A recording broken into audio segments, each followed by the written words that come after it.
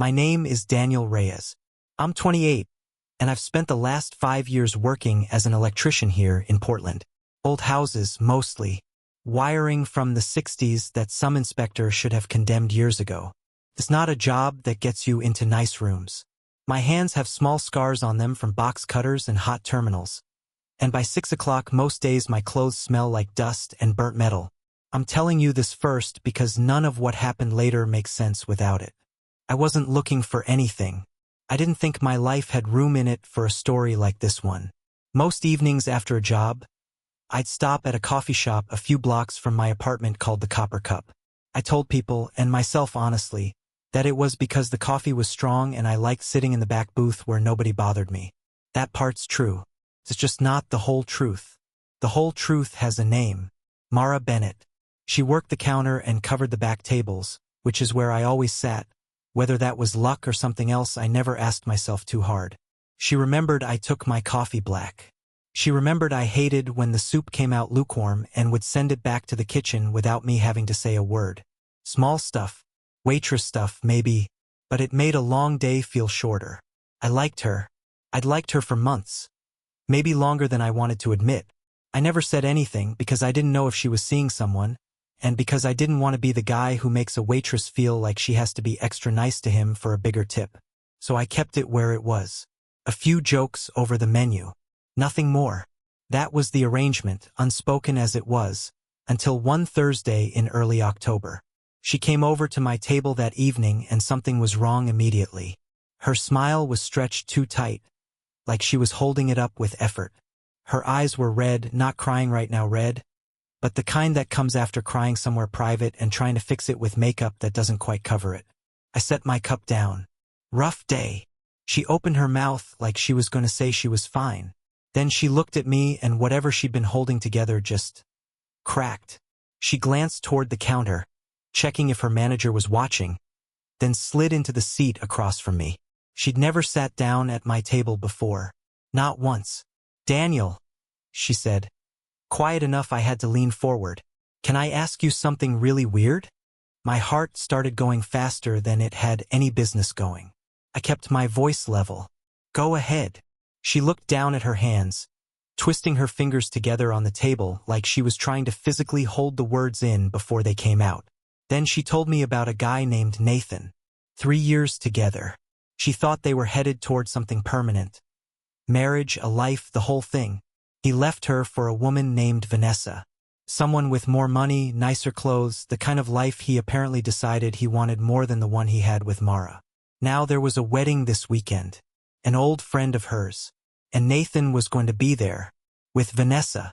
And Mara didn't want to walk into that room by herself, and watch him look at her like leaving was the best decision he'd ever made. She stopped talking for a second. Took a breath. "You don't have to say yes," she said. "Seriously. Forget I even—" She stopped again, then made herself finish it. "Would you go with me? As my husband?" I didn't answer right away. I genuinely don't think I could have if I'd tried. My brain sort of stalled out.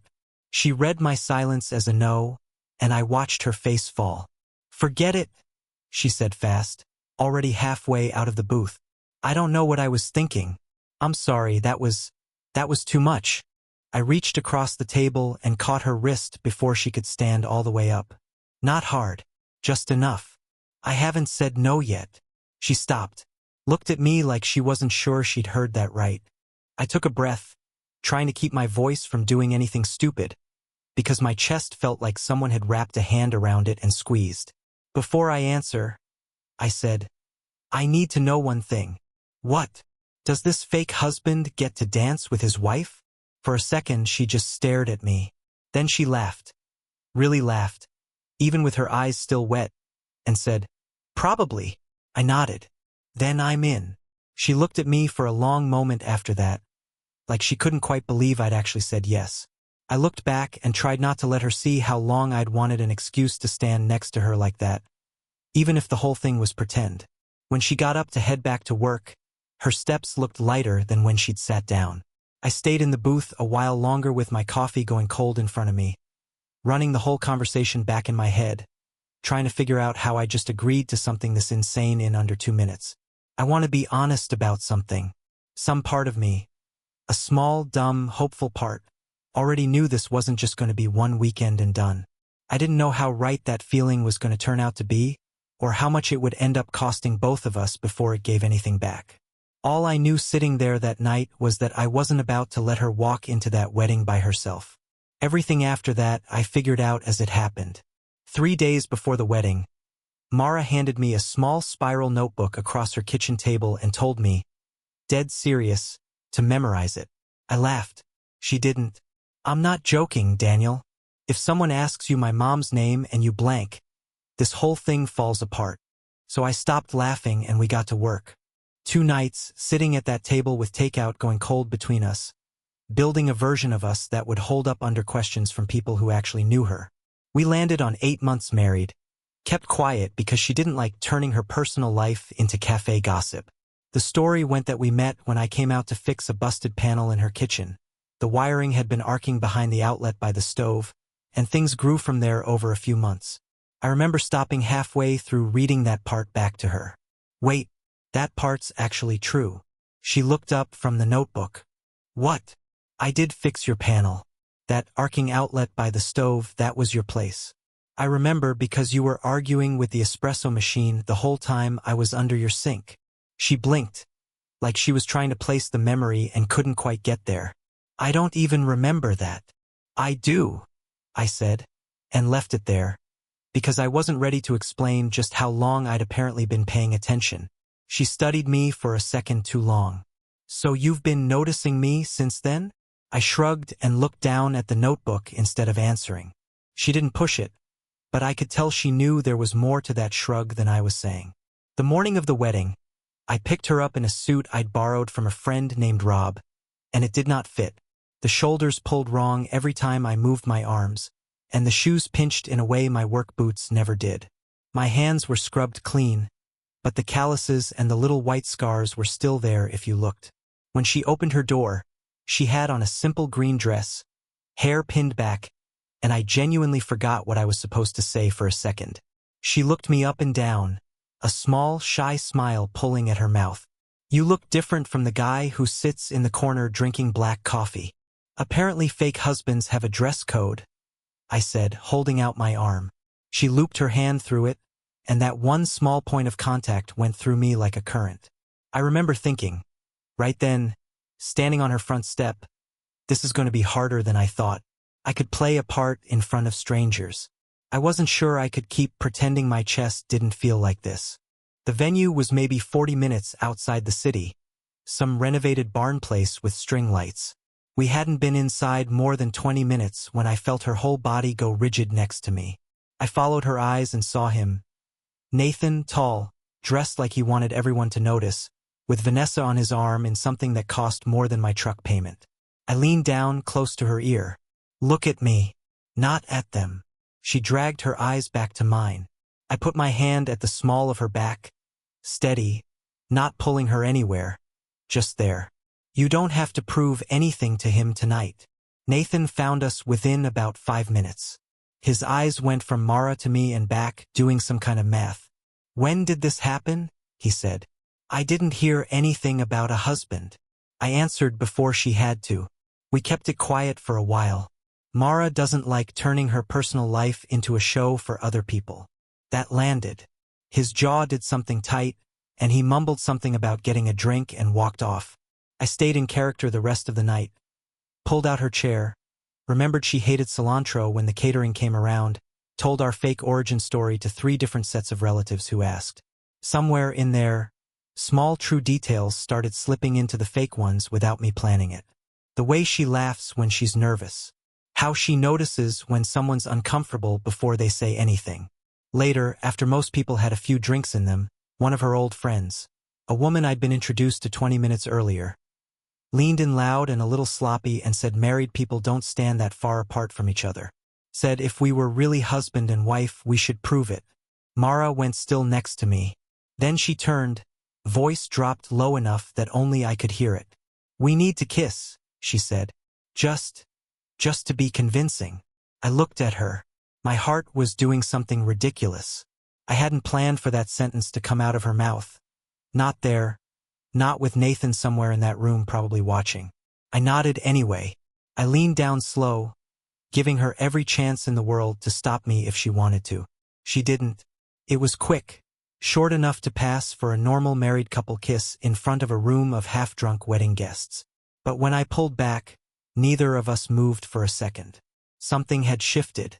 Small but real, and I don't think either of us knew what to do with it yet. She recovered faster than I did, laughed it off for whoever was still watching, played the happy wife bit like she'd been doing it for years. But under the table, her hand found mine, and it stayed there the rest of the night. I don't think anyone else noticed. I noticed everything. When the band slowed down for the first dance set, I stood and held out my hand. Does my wife feel like dancing? Only if my husband doesn't step on my feet, she said. And this time the smile actually reached her eyes. I put my hand on her waist. She put hers on my shoulder. We moved slow across the floor, and her cheek got close enough to mine that I could smell her shampoo. Something like vanilla. Faint. Nathan was off near the bar with Vanessa, but his eyes stayed on Mara the whole time. It made her shoulders tense up again for a second. I pulled her a little closer, and she looked up instead of at him. I almost forgot he was here, she said, quiet. Good, I said. Tonight isn't about him. By the time the reception wound down, Nathan looked genuinely miserable, like he couldn't work out how the woman he'd left was laughing with somebody else. I noticed, somewhere in the middle of that dance, that I'd stopped caring what he thought entirely. I only cared that her hand was still in mine. The drive back into the city was quiet, but it wasn't the same kind of quiet as the drive out. Something had changed and neither of us said what. When I pulled up outside her building, she didn't reach for the door handle right away. She sat there with her purse in her lap, looking down at her hands. So, she said, our marriage is over already. Short, I said, but not terrible. She smiled at that, but her eyes held on mine a beat longer than the joke needed. You want to come up? I've got tea. Or wine, if tea sounds depressing after a wedding. I knew the smart answer was no. I said yes anyway. We ended up sitting on the floor of her living room, still in our wedding clothes, splitting cold leftovers straight out of the containers because neither of us wanted to bother with plates. There was nobody left to perform for. No Nathan. No Vanessa. Just the two of us and a quiet that had gotten heavier somewhere between the parking lot and her front door. She told me the worst part of losing Nathan wasn't actually losing him. It was believing she hadn't been enough, that if she'd been more polished, more put together, he never would have left. I felt something twist in my chest at that, something close to anger, but I kept my voice even. Him leaving doesn't mean you were missing anything, Mara. It means he never understood what he had. She looked at me for a long time after that. And what do you see? Could have kept it light. Made a joke, let the moment pass like 100 other moments had. Instead I told her the truth I'd been sitting on for months, that I noticed her the day I fixed her panel, that I paid attention to how she treated people even when nobody was watching her do it, that the kindness in her was rarer than she probably realized. Her eyes went glassy. Neither of us said anything for a second. I leaned in, slow again, same as before, giving her the same out. She didn't take it. I kissed her, and this time there was no crowd to convince and no story we needed to keep straight. Started careful, like we were both scared it might break if we moved too fast. Then her hands came up and grabbed the front of my shirt, and whatever restraint either of us had left just went. After that night, we stopped pretending any of it was about Nathan. She'd swing by job sites after her shifts with coffee from the cart on the corner. I'd wait outside the Copper Cup on nights she closed and we'd walk a few blocks talking about nothing. Foods we hated, bad clients, the little cafe she wanted to open one day with warm lighting and mismatched wooden tables. We never called it dating out loud. It didn't need the label. Every night we spent together felt like something that was already happening whether we named it or not. I remember thinking, somewhere in that stretch of weeks, that for the first time in a long time my life was actually moving somewhere good. I didn't see what was coming next. I wouldn't have believed it if someone had told me. The call came on a Tuesday afternoon, and it nearly took me off a ladder. A contractor I hadn't worked with in 3 or 4 years, guy named Pete, good foreman, paid on time, was calling about a commercial build going up in Denver. Lead electrician position. Almost double what I was making in Portland, and real talk about a supervisor track if the first phase went well. It was the kind of offer most guys in this trade wait their whole careers for. I told myself I'd say no.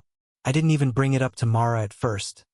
Partly because I hadn't decided anything yet, partly because some part of me didn't want to test whether she'd ask me to stay. She found out anyway. Might have been a mutual friend in the trade, might have been she overheard something. She never told me exactly how, and by that point it didn't matter. I showed up at her place that evening and she already knew before I said a word. "Are you staying because of me?"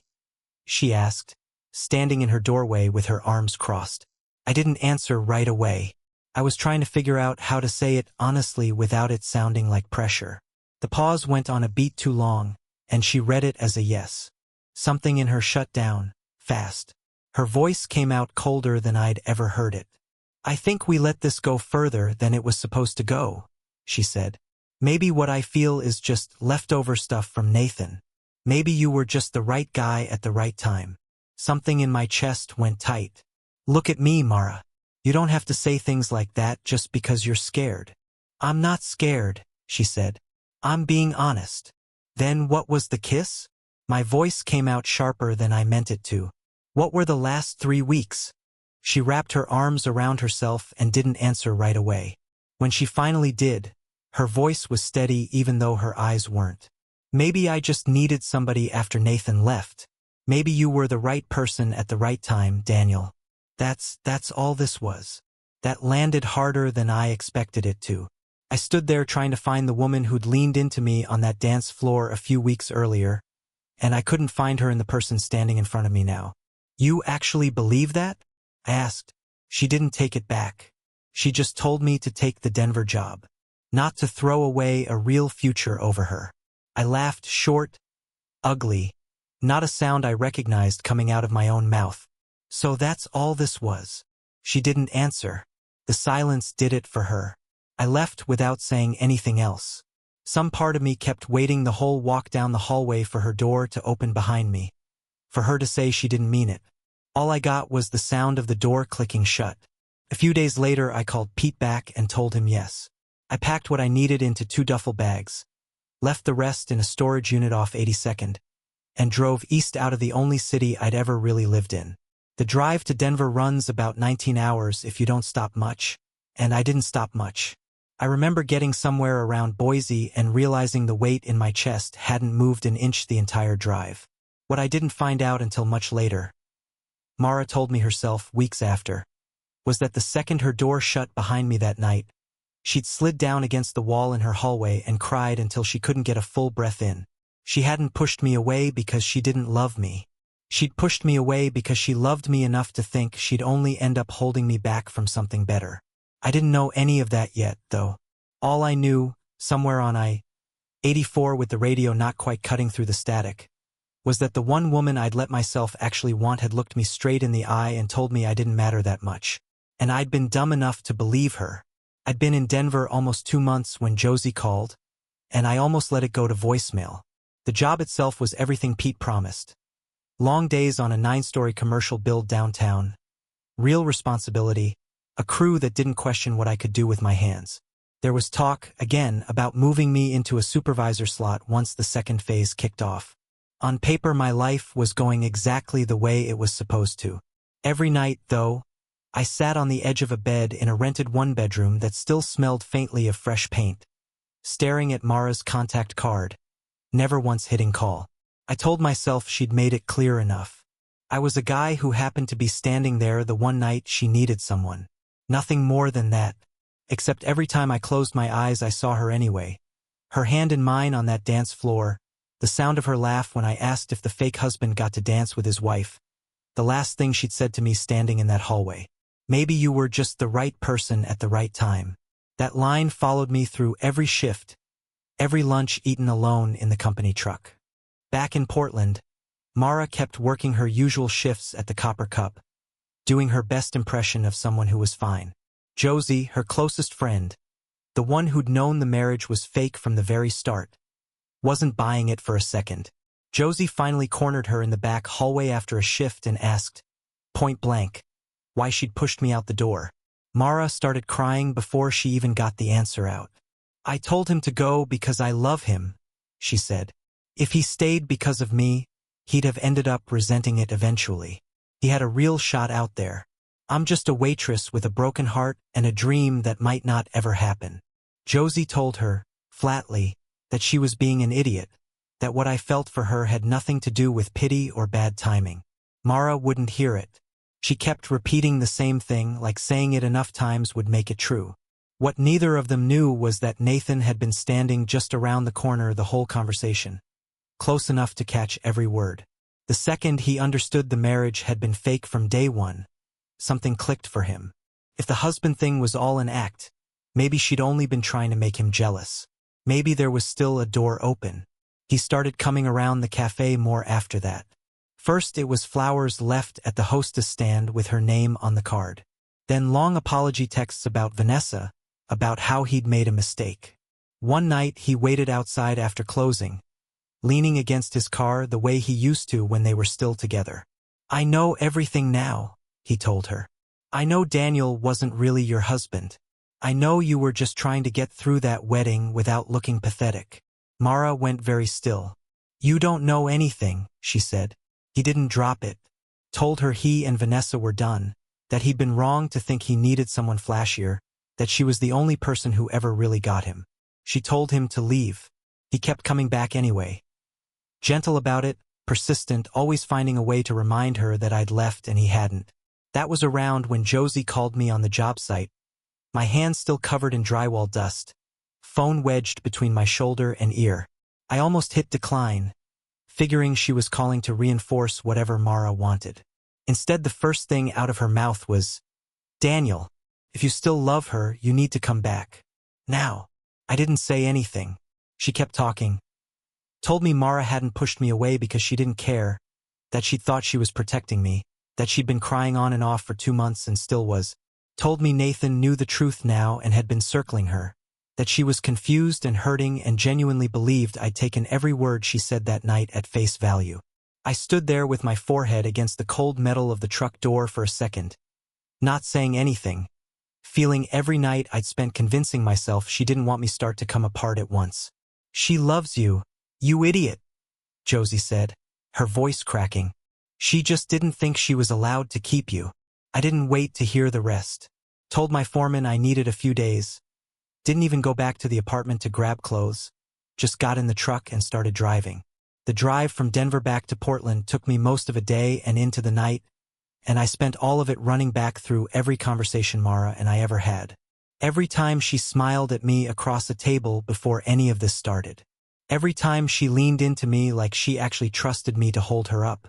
It was already dark by the time I hit the city limits. I drove straight to the Copper Cup instead of going home first.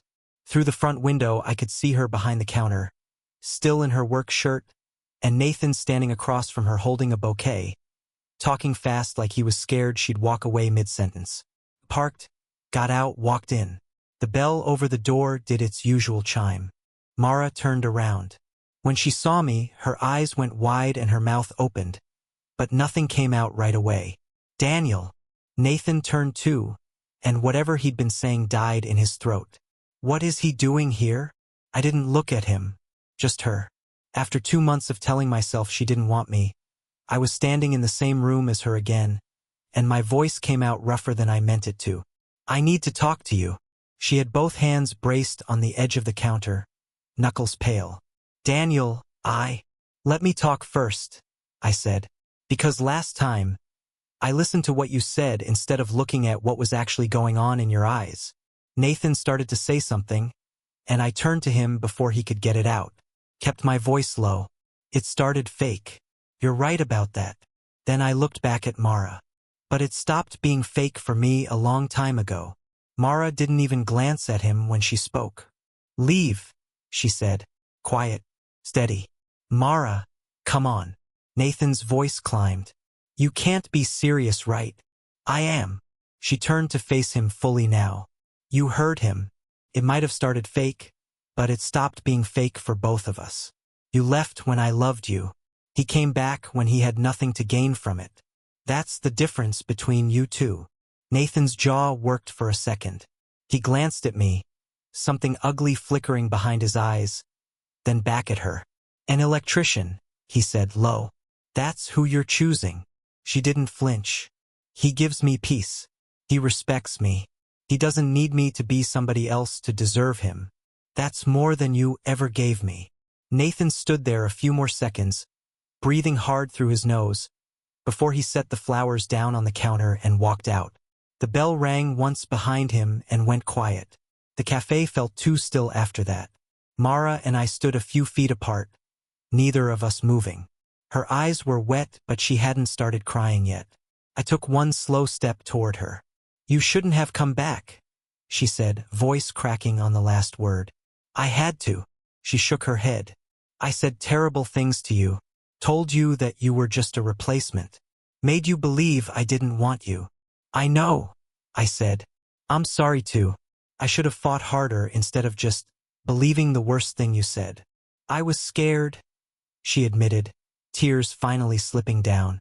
I thought if you stayed because of me, you'd end up resenting it later. I thought letting you go was the only way to actually love you right. I closed the last few feet of distance and brushed a tear off her cheek with my thumb. You don't get to decide my future for me, Mara. Not even if you think you're protecting me. I know that now, she said. I was wrong. I hurt both of us because I got scared. Then, quieter, I love you. I loved you before I had the guts to say it out loud. You were never a replacement. I said that because it was the only way I could make myself send you away. I pulled her in and she came without hesitating, face pressed into my chest like she'd been waiting 2 months to do exactly that. I held on to her, one hand in her hair, the other flat against her back, and for the first time since that night in her hallway, I let myself actually believe she was standing there. We didn't rush anything after that. I kept the Denver job but switched to shorter contracts. A few weeks out, then back home, back and forth. It wasn't the easiest arrangement, but it worked, and we built the rest of it around that shape. We found a small space downtown a few months later, and I wired every outlet, every switch, every string of warm little bulbs that still hang over the counter of the cafe she'd been dreaming about since before I knew her. Almost a year after that wedding where we first pretended to be married, I stood in that same cafe after closing, the lights turned low, just the two of us. I got down on one knee between the wooden tables we'd picked out together and asked her to marry me. For real this time, no story to keep straight, nothing left to pretend. She said yes before I even finished the sentence. Some stories start with the truth. Ours started with a lie. Somehow, that lie is exactly what brought us home.